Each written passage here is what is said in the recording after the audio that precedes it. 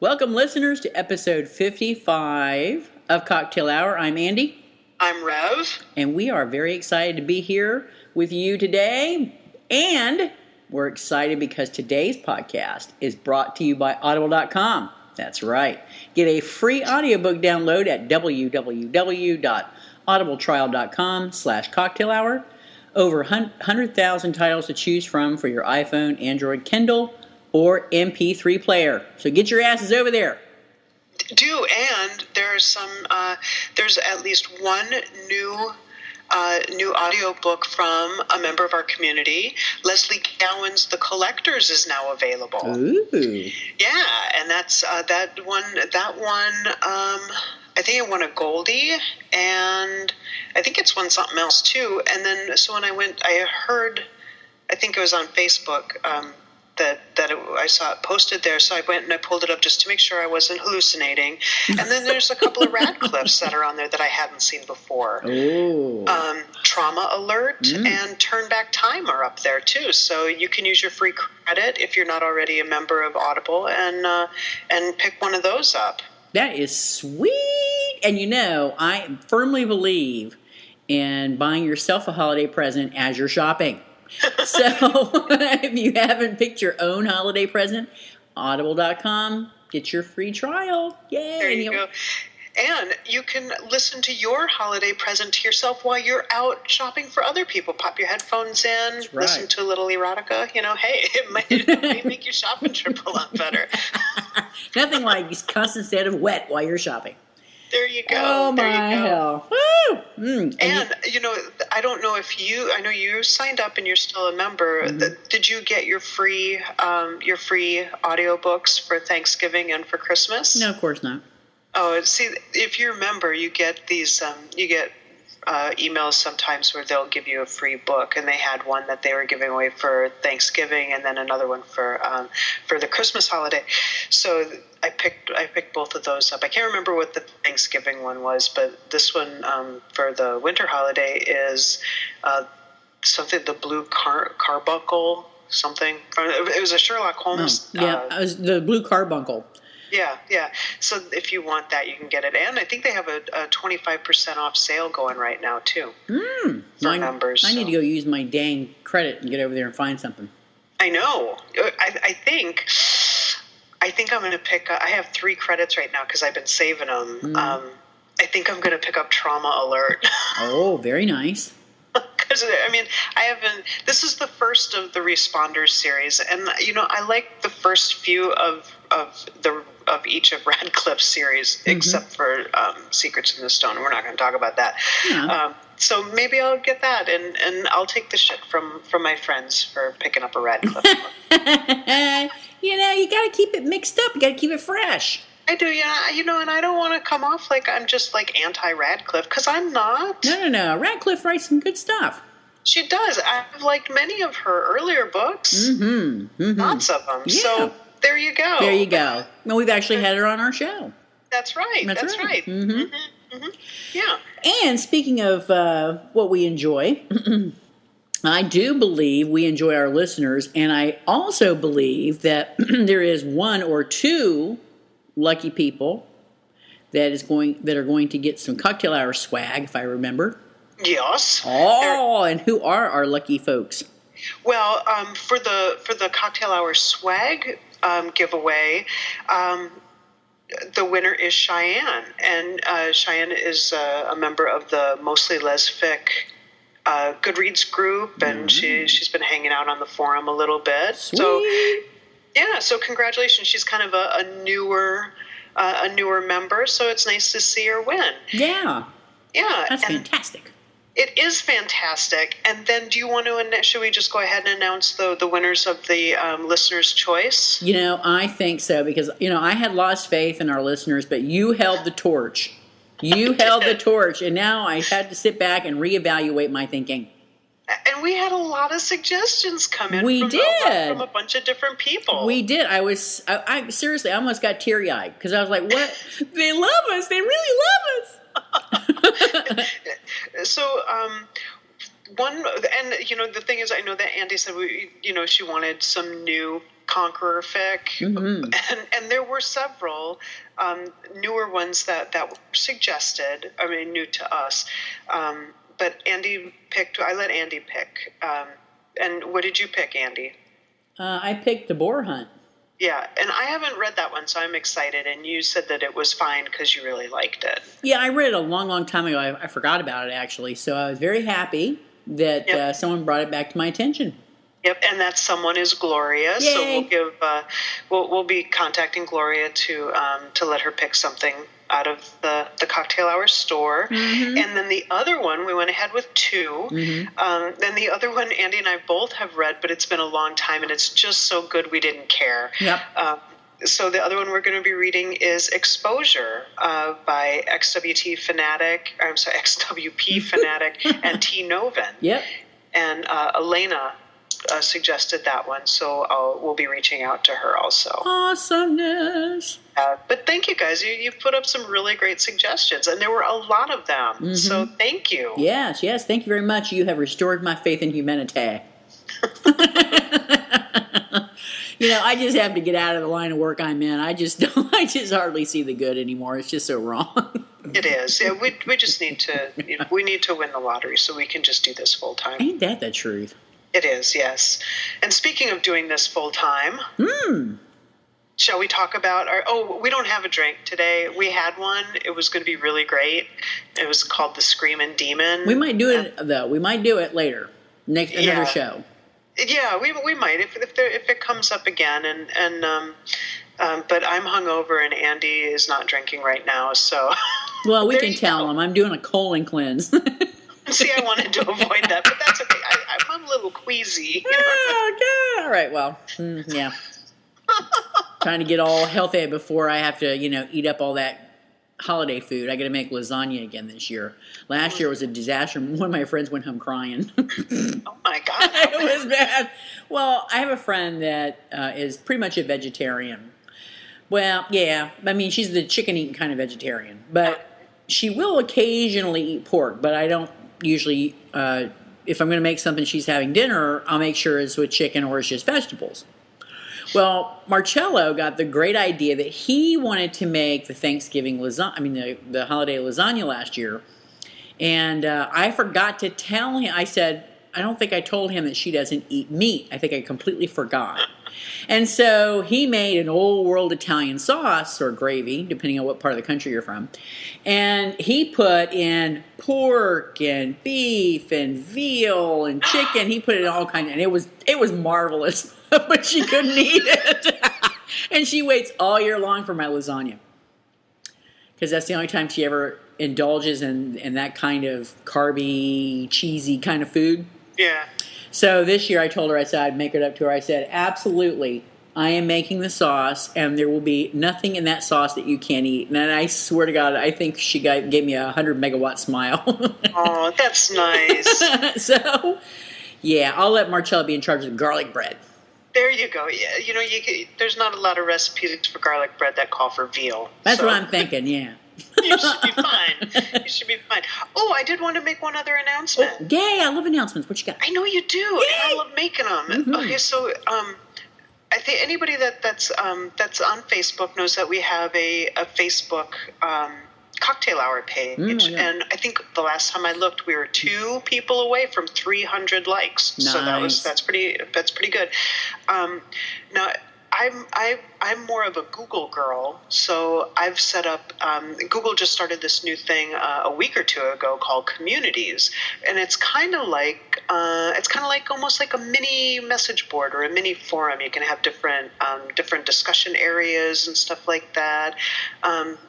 So I made one for Cocktail Hour Productions. Right now we're already up to 43 members. It's pretty exciting. Dang. But if you are somebody who prefers Google Plus or you do both, check us out, Cocktail Hour Productions, and we'll be talking about stuff. Awesome. And chatting and whatnot. So awesome. Yeah. Oh, and Cass from Xena and Ubers set up she has a community too, and she only has 4 members right now. So if you like Cass's show, Xena and Ubers, and you're on Google Plus, go get hooked up with her community. Sure, why not? Yeah, so this is a brand new thing. There aren't all that many communities out there. So if somebody feels good enough and wants to take a shot at setting something up for Lesvik or Xena Ubers or whatever, get out there and set one up and let us know, and we'll help spread the word. Yep. And speaking of spreading the word, you folks with businesses out there, if you want to get on the list for folks to maybe browse your wares for the holidays, get us your information so we can stick you on the list. I forgot about that because I had like 3 people send something in. So go buy pens from Jennifer Rogue, from Jennifer from Pioneer Pens. Mm-hmm. Go buy some pens and buy some audiobooks from Dog Ear. Yep. There. Let's support the community. Come on now. Yeah. Mm-hmm. Yeah. All right then. Let's talk about the story. Yes, we're going to be discussing Windstar and Z's Gray Line, and actually there's 3 different parts to this book. 3 different novel-length parts. Yep. I know it's Gray Line's the first one. Gray Line, was it Redemption is the second one? I meant to go back and look. Hold on, let me check, because I am at the. I didn't finish it yet. I am at the ultimate climactic encounter. Yes, they're just getting ready to do that. So let me look at the table of contents because I think it has this here. So the first one I think is just called Gray Line. Yep. The second one's Redemption. I don't remember the third one though. Okay, hold on.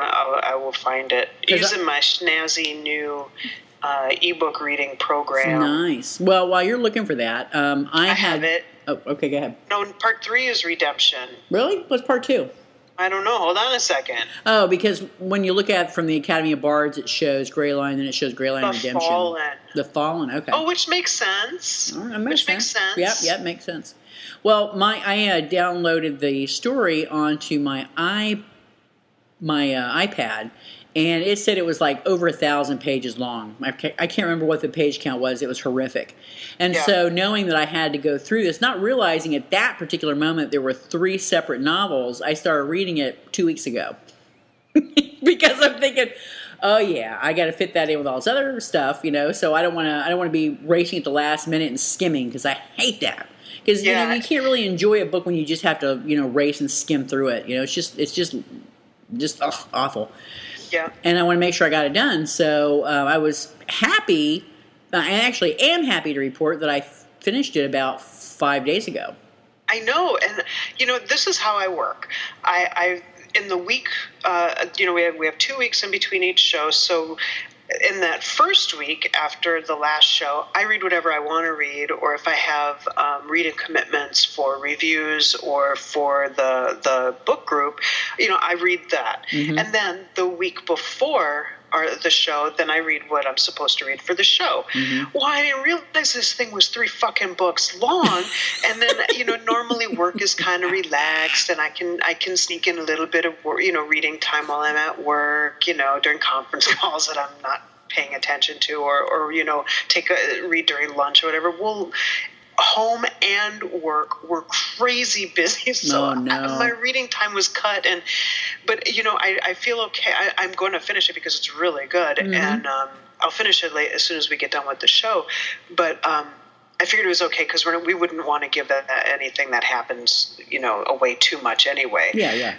But like the 2 reader programs that I've been using, it shows like actual page count. Like mm-hmm. if it's a book, it'll show the actual page count. Mm-hmm. And this is 573 pages. Oh, wow.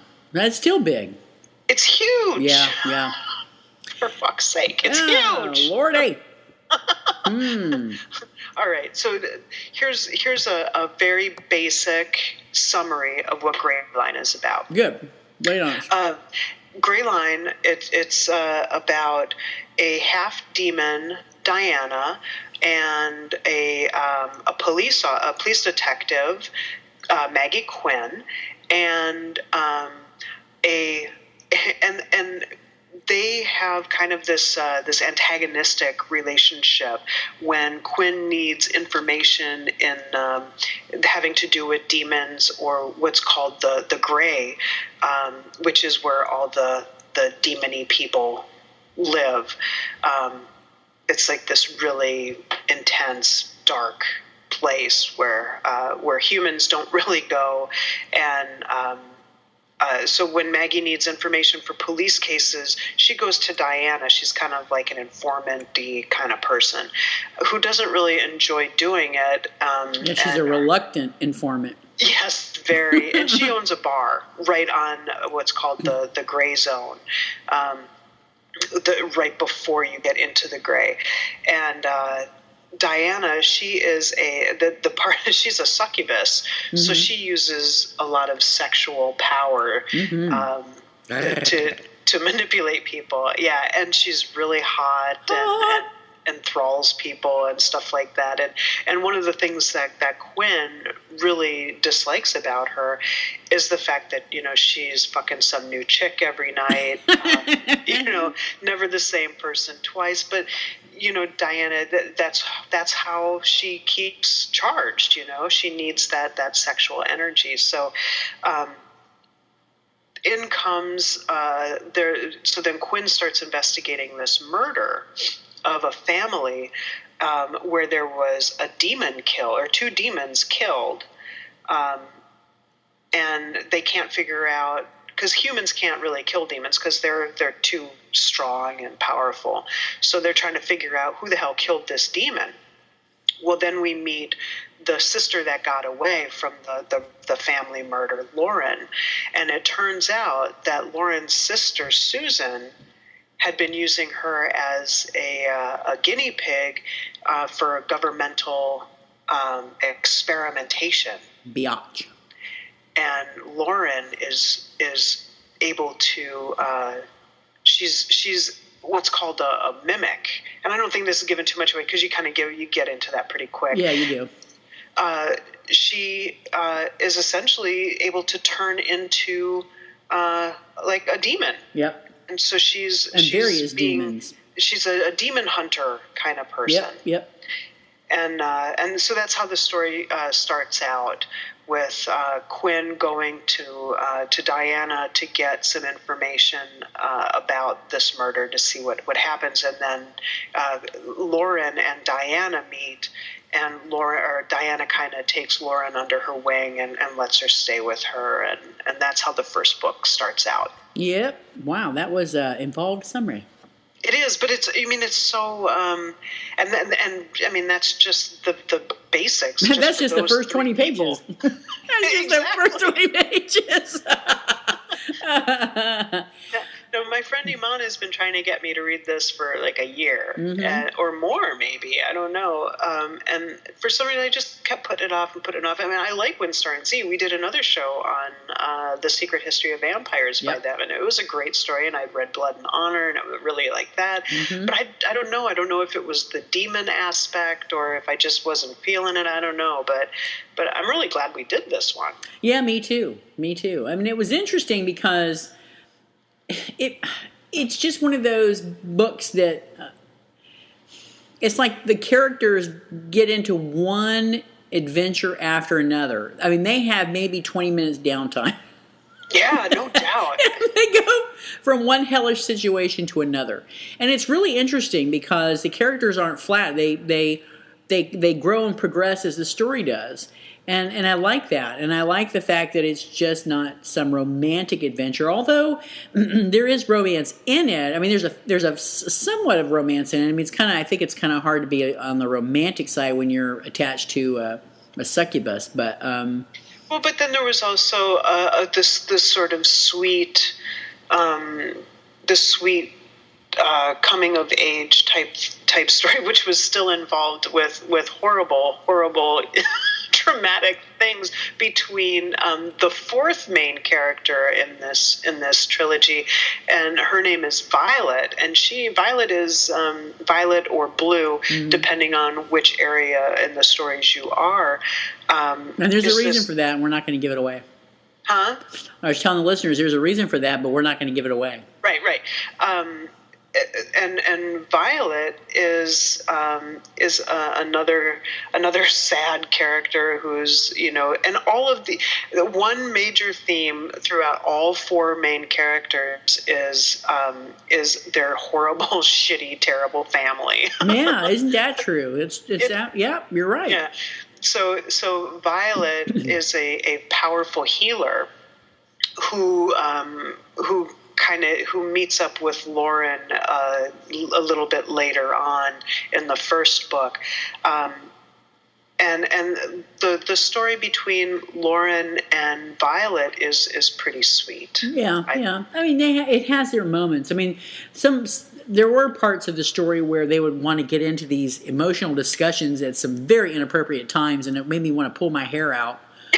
Like they're in a high-speed chase and they want to pull over and talk it out and have some ice cream or some shit. You're like, ah! You never tell me you love me. Yeah, I know. It's like, really? you're running from your life. What the hell? Come on now. Jesus. Push the pedal to the metal. Let's move it. I know. I was reading that. I was like, pull over. What? I know, right? I was like, what? No fucking way. But I guess it would be kind of hard to fit those conversations that need to be had in with the, oh my God, here they come. Well, because there's action. There's a lot of action in this three novels. So yeah, I mean, I get that, but I mean, really, at that point, as you no, oh God. Oh, and then there's also the ghost sister, Diana's ghost sister, who isn't around long. Well. Oh, I shouldn't have given that away. That's all right. Well, that's okay. Well, that's just a tiny, tiny, tiny spoiler. It's really inconsequential, and I'm not really sure. To be honest with you, outside of her, and the sister's name was very originally. The sister was named Sissy. So, Sissy, outside of encouraging Diana to help Lauren. I don't understand the point of having her there at all. I don't either. Yes. Maybe they were going to go in a direction that they decided not to go in. Maybe. Well, let's talk about the technical aspects of this story and get that out of the way right off the bat. What did you have in mind? This story is horrifically written. I'm talking. This is likely the worst written story I have ever read in my life. Oh. There are any kind of grammatical error you can think of. Yep. It's there. That's true. You've got missed words, doubled words, people's names changing. The spelling of people's names changing. Yep. No concept of the difference between there, and there, or you, two and two and two. Or your and yours. Your and yours, yeah. It's horrible. Your and yours, yeah. Mm-hmm. Yeah. Yeah, I know. Sometimes I had to stop and go, wait a minute, what's that character's name? And I had to go back and look at it and go, that's not the right character. Yeah. It seemed like one of them forgot how to spell the main demon's name. Yeah, but there are programs to fix that, for fuck's sake. I know. It was just terrible. And there were so many missing commas and. Yeah, I can't speak to the missing comma part. Well, but there were many times that I had to stop and reread a sentence a few times because there was no punctuation and I couldn't figure out what the hell they were actually trying to say. Oh, wow. So, but just that should really speak to how good the story itself is. That's true. You know what? I like how you can make lemonade from lemons. But it is true because I wasn't even pissed. It's like there were a couple of times I was like, oh Jesus! You weren't even put pissed. Some fucking commas in there. I can't understand what the sentence is trying to say. But I had never, not once, even contemplated putting it down. Yeah, that's true. I kept reading, and then I just realized, oh my God, it's 2 a.m. I got to get up for work tomorrow. I got to put this damn book down. Yeah, I really liked it a lot. And like you said, the characters were not flat at all, and they weren't like for people with different names, but who had the same voice or the same emotional, baggage or anything like that. It was really good. And although I have to say one thing bothered me though. I think it was by the second book, middle of the second book, or maybe the beginning of the third book. What Lauren wound up doing with an agency. I don't want to give too much of it away. See, I just thought that was like a sellout for her. But I agree with you. There's an agency. I think we can talk about the agency. All right. Because there's an agency called Demon Affairs, and because that comes up really early. Because Quinn is accused by this. There's like this rogue agent from Demon Affairs, Agent Green, who has it in his head that Quinn is this corrupt cop who's demon touched, and he's just really got it out for her, and they are like. They have jurisdiction in all things having to do with demons, so they can just kind of come in. It was kind of like the FBI of demons, you know? Yeah. So there's always an antagonistic relationship between the main characters in the story and what's called DA. I can see, I do see what you're saying about how Lauren ends up interacting with them, but Jesus, her sister basically took away her choice and facilitated this, morphing of her into something that she didn't ask for, and it was a really serious core betrayal. And you have this agency who is persecuting one of your closest friends. And why you would join forces with them, it just kind of irritated the shit out of me. But I don't think she had any choice. Yeah, she's a hellified, I'm stronger, 10 times stronger than one of you. She didn't have to put up with that shit. Seriously. But if you remember, she also said that while she may be able to get away, she would always be hunted. But in addition to that, and more importantly, the people that she cares about would be hunted and persecuted. Okay, well, she wound up doing her own thing anyway. I know, which irritated the shit out of me because that was all that wasted time and energy, and what she became a complete like.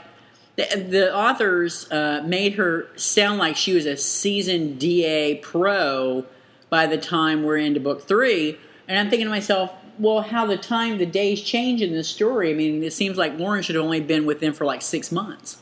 I'm not really sure about that either, because you're absolutely right. I noticed that too. And I wasn't sure because it didn't seem like that much time went by. Yep. So from the first book, after the first book, and I have no idea what city they're in to start with. Yeah.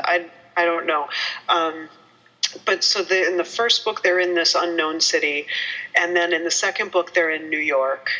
And then in the third book, they're back into the unknown city. But it didn't seem like that much time had gone by for the entire New York excursion. Didn't seem like it took all that long. No, it didn't. Maybe a few weeks. Yeah, at the most, yeah. Yeah, tops. And then book 3 seemed to kick off only a few weeks after, like 2 or 3 weeks after they got back from New York. Yeah. So you're absolutely right. But how much, what we don't know though is how much time went by between the first book and the second book. Because that seemed like it had been a few months. It did, but not long though. You know what I mean? Because there are things within those stories where she might have said, well, 2 months ago you wouldn't have done that, blah, blah, blah, blah, blah. Oh, that's right. So it makes you think that this whole 3-book series took place within 6 to 8 months. Yeah. Yeah, you're right. Because there are other comments like this has been a really bad year or something like that. Yeah. So you're right. I don't know how long it was. Maybe we missed some key thing trying to, because like I said, you read this book and make sure you give yourself enough time to read this book. But you still, it's a fast-paced book. I mean, there's just always something happening, and then sometimes you just slap your forehead and go, "No, they're not doing that." Oh my God, but you get engaged, You do. Once, it took, and you get engaged pretty quickly. Mm-hmm. It really does grab you. I highly recommend by the short hairs. It does, and I think getting back to what you were talking about earlier, it's a very original thing. Yes. And the chemistry between Diana and Quinn was great. Yep. And there are quite a few sex scenes. They're not long or graphic really, but they were good, and you could feel the intensity between the two of them. Yep, absolutely. Yeah, and even the romance between Violet and Lauren, you could feel the chemistry between them too, and the emotional buildup. I thought they did a nice job, but definitely the action-y scenes and the shoot 'em ups and stuff like that. I mean, they were done very well. Yeah, they were, and I love Demon Bob. He cracked me up. Demon Bob, he's like a fixture in this bar. They when the bar closes down, they usher all the patrons out. They clean up, they sweep, they clean up, and they turn off the lights. And Bob's still sitting at the bar with a beer. I love that. He's just there. Hey, Bob. Watch over the place, Bob. We'll be back. he just tips his beer. Yeah, he just tips his beer. He don't say nothing. But I mean, you got shoot 'em ups. You got frag grenades. You got windows blown out, doors blown off the hinges.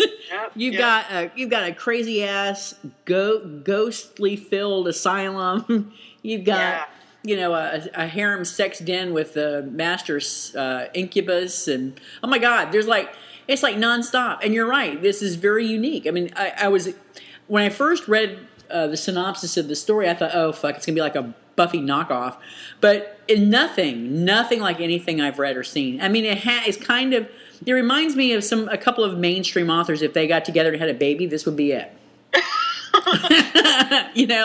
Lauren Hamilton and Kim Harrison. I'm not very religious, and I don't know a lot of stuff. So whenever I see something about demons and hell and things like that, I automatically think I'm going to miss out on some of the the references. The references, and so I always kind of I don't know, but I didn't feel like that at all with this. And nope, not at all. I mean, honestly, for anybody that's read early Kim Pratekle, you know how bad that grammar is. Oh yeah, that was bad. This is like that times 100. She still has bad grammar on Facebook. I heard her Facebook post. She still shows some bad grammar from time to time. But I love you, Kim. but man, the story just made it great. I think I enjoyed this one more than I've enjoyed any of their other stuff that I read. Yeah, I have to say the same thing. After I finished reading for the show, I downloaded King and Country, and it wasn't bad. But I got to say, Greyline definitely beat that one out. And as a matter of fact, if they got a good editor and got that shit cleaned up, they could probably even go mainstream with it if they toned down some elements. But I agree 100%. Yeah. I thought that too. If they sat down and it wouldn't take that much, really. No. Put it into a Word document, run spell check a few thousand times to get it all cleaned up, and then hire an editor. Yep. Hey, I think Linda Sandoval is for hire. There you go. I'm telling this would, and by the time they cut a lot of the extra shit out that doesn't need to be in there, yep. Which honestly, there's not much though. Huh? There's not much. Exactly. That's what I was going to say. There really isn't that much extra stuff because it is, it moves very quickly from one scene to the next. And, what I was going to say is you could probably get this down to a really nice size novel. Or you could do a good first novel with a cliffhanger to be followed by a follow-up book. Yeah, absolutely. Because I think parts 1 and 2 would have been could go well into a single book. True. Yeah. Because part 2 wasn't that long. No, it wasn't. Yeah. I think you're onto something here. Yeah, I think so. Maybe we ought to drop them an email and let them know. Yep. Well, that's not a bad idea.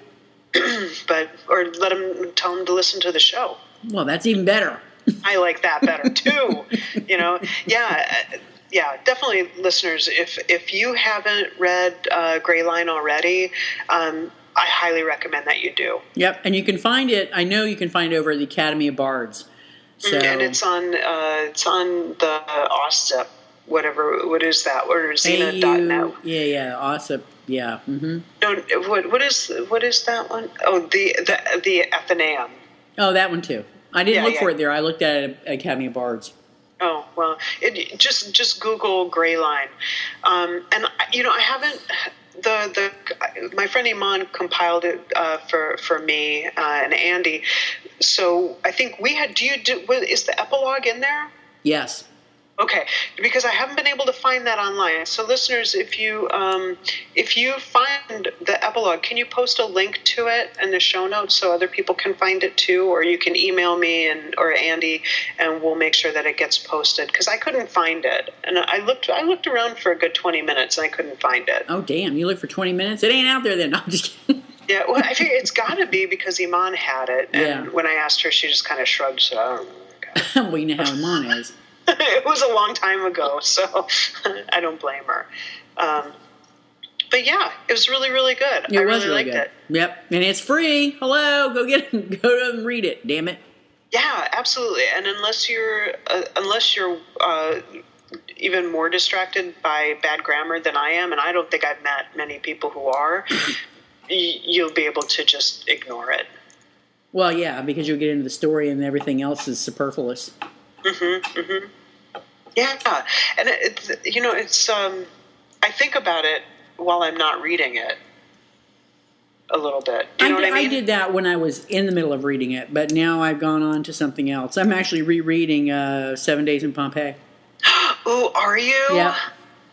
I'm at the part where Sappho is dragging Gabrielle into her drama of wanting to get close to Pharaon. The only thing I remember about that is the scene on the couch. Oh, or Phaon. I know, that's what I'm trying to get to. I don't really remember much else except for after the eruption. It's like foreplay to read the beginning, Yeah. Just saying. Yeah. Phaedra, Pharaon, I don't remember her damn name. Anyway, but that's neither here nor there. Right, then. Well, this is a really short show. Well, it is. So let's ask you. I know next weekend is the last weekend before the holiday.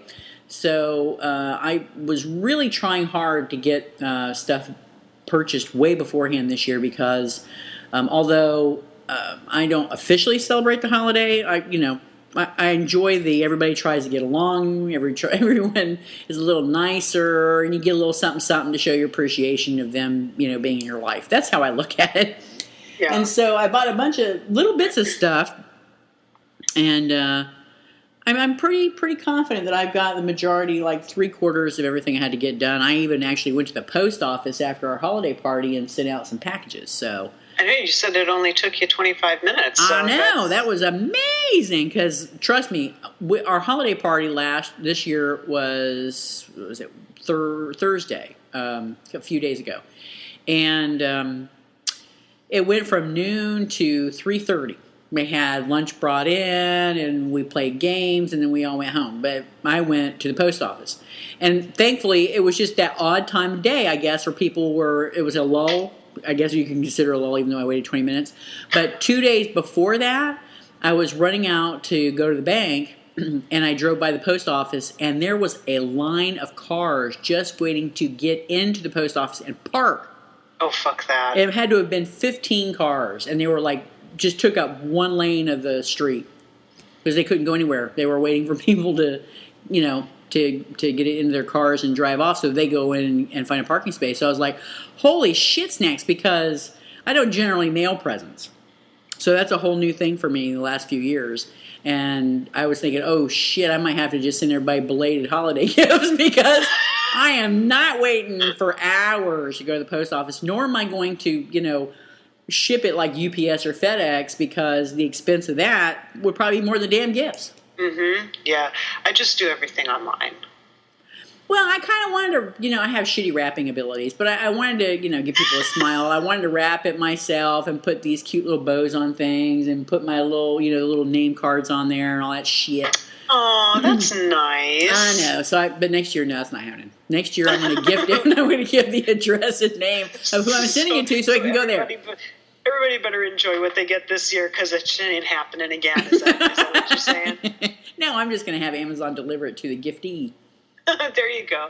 Yeah, I did I did most of mine online. I did get a couple things not online, and I got to take my kid out so that he can buy something for my wife. And, she should be getting a lot of football cards. Nice. By the way, I got an interesting gift. It's one of those buy one get one frees from thinkgeek.com. Mm-hmm. And it's this little teeny, it looks like a little circuit board that would go into a computer or something, but it's miniaturized. So it's probably about... You've got an Annoyatron. That's it. That's what it is. And so I decided to be an ass and put it in my boss's office. So knowing her, because she gets scared at the drop of a hat, it's hilarious. I mean, she sees a cockroach and she screams for me to come in and kill it. So I get this Annoyatron. I had two of them. So I put one in my boss's office, but knowing she's very inquisitive, so I knew I had to put it somewhere where she wouldn't think to look. So I stand up on her desk, and I put it in the air conditioning vent. And then the other guy, then one of my coworkers down on the other end of the hall, he's like Nervous Nelly. I mean, if a roach farts, he has to go home because he's having heart palpitations. So I figured I'd annoy the shit out of him too. Now, I put his in the cabinet, behind his filing cabinet, because these things have a magnet on the back, so they hold steady. Mm-hmm. And they have a couple of different settings. They have like a low beep, there's some strange electronic buzz, and then a really high beep. Yeah. And so I put the electronic buzz in the boss's office, and I put the high beep in the guy's office. It was hilarious. He came out of his office a couple hours later. He goes, "Jesus Christ! I think they're got some kind of bug in a listening device in my office. It just keeps beeping, and I timed it in 3 minutes. Oh my God! What?" Oh, that's fantastic. That was awesome. So then I had to fess up, and he's like, "You ass!" He goes, "Payback's a bitch." I'm like, "Bring it on, bastard!" And then the boss at the end of the day, I go, "Did you hear this straight?" Because I waited until like 2 or so, and I saw her run to the bathroom. Then I ran to her office, jumped up on her desk, and pulled that thing out. And then I ran back into my office. And then a couple hours later, I go into her office, say, "Did you hear this odd buzzing sound in here?" She goes, "Yeah, I think it was in the light switch. I was going to call maintenance to come in and fix it." And she wasn't even fazed. I'm like, that's not right, because I really wanted to get on her. I had a couple of those a few years ago, and I put both of them, because there's also a random setting, so it would do either or at various time. There was like no rhyme or reason to it, and I put one on one side of this woman's cubicle and one on the other side. Oh, no. And she sat like 4 or 5 cubes away from me, and I could hear every once in a while, and like a fist slamming her desk. And so about an hour after, I went in there and I took them out. She was pissed at me for about a month. Oh, you told her? Well, she knew. Well, I had to go get them out because she was about to come unglued. But we had those. We passed them around in the office for a month or so before that. So I mean, she knew what was going on, but she couldn't find anything, and she wasn't going to say anything. Oh, okay, I got it. Yeah. But, well, I knew the guy that I annoyed with it. He's a really nice guy. So I knew that he would probably be a little miffed, but he would take it in stride. And yes, he's going to pull some practical joke on me at some point, which will be fine because I deserve it.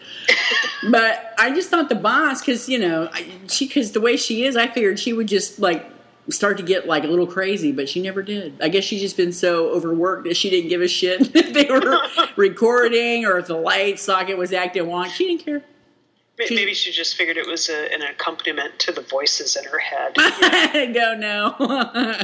She's like the honey badger. She don't give a shit. She don't give a shit. Honey badger don't give a shit.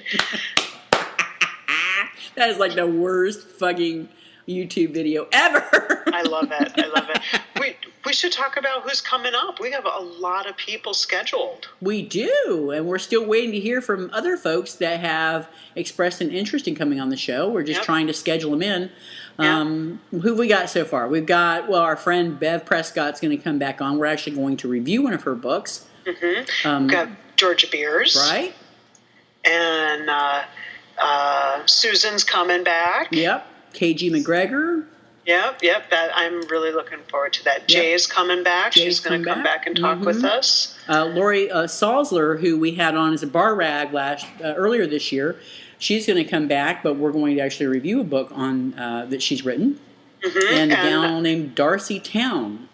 Yeah, Darcy wrote the mainstream trilogy, Morningstar trilogy, and it looks really interesting. And I've conversed with her a bit on the forum a long time ago, and then she was emailing with us a little bit. She seems like she's got a great sense of humor. I think it's going to be a good show. Awesome. Yeah. So, and we're still waiting to hear from a few other folks, but yeah, I think this is going to be a really, really good year. I think 2013 is going to be a good year for us. It's going to be our year. The year of the cocktail hour. The year of the cocktail hour. Yep. Oh, and Nikki's got some shows, some flicks and swizzle sticks on the horizon. Excellent. I know I think she's going to be doing a show on some foreign films. And then she and I are going to talk about some Quentin Tarantino flicks. Nice. And I forget what else she has on the horizon, but... she's got scheduled like the next 2 years, doesn't she? I think so. She has more ideas than time. That's awesome. I love Nikki. She's a hoot and holler. She is a very interesting person. She is. I got to spend several days with her when I went to D.C. twice. Aha! Yeah, your favorite place. Oh, D.C. is my next favorite place, thanks to Paris. One funny thing about her is she's very, and I don't think I realized this until we did the last Flicks and Swizzle Sticks, but she's very adaptable when it comes to accents.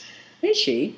Yeah, throughout the entire Flicks and Swizzle Sticks, we did old movies, and she just kind of would get that like Katharine Hepburn-y kind of. Did she? Yeah, you need to listen to it because she just continues. She moves back and forth into these different old movie accents. Oh, that's awesome. Yeah, it was pretty funny. But yeah, and I don't know when the last call will be coming, but we continue to work on Colette. She's untamable. She's like herding cats, but I know she's working on it. Yeah, and we have had a request for another politics show. I saw that with Stammering Rev. Well, you get so frustrated. It's so cute, though. Yeah, I'm very cute. You are cute. Yeah, so I think we're going to try and put that together. Yep. Right. Yep. We're going to try and put that together. Awesome. Yep. Awesome. So we've got jam-packed excitement for you on the horizon, people. We do. Oh, and we're. I think we may have some more readings coming up for the bar rag. Oh, most definitely we do. Yeah. Yeah, and just all kinds of stuff. Yep. So stay tuned. Pass the word on. Tell your friends. Damn it. Do because the only way they may. The only way Rev and I are going to retire is getting sponsorships. The only way we can do that is if you guys, get our listener count up. That's right. Somebody call Logo. Tell them what a great show this is. That's right. Oh, God. All right. Well, go read Greyline. I'll put some links in the show notes to make sure that you can find it, and go over to Audible and check out Leslie Gowan's book, The Collectors, or one of the Radcliffe books, or any other book. Yep. So that's audibletrial.com/cocktail hour. Yep. And it's free. Yep.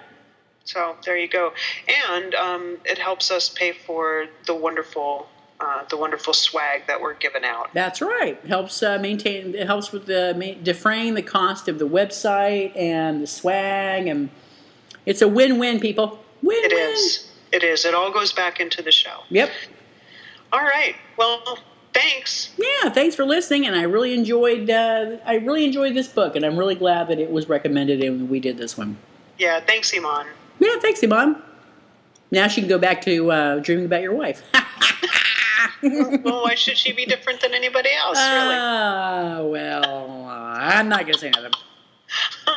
Well, I think she may show up at GCLS, so... Oh, yeah, I've heard that smack before. Yeah, that's true, you have. So we'll have to see. Maybe we can take bets. Hey, maybe we can. Oh, God.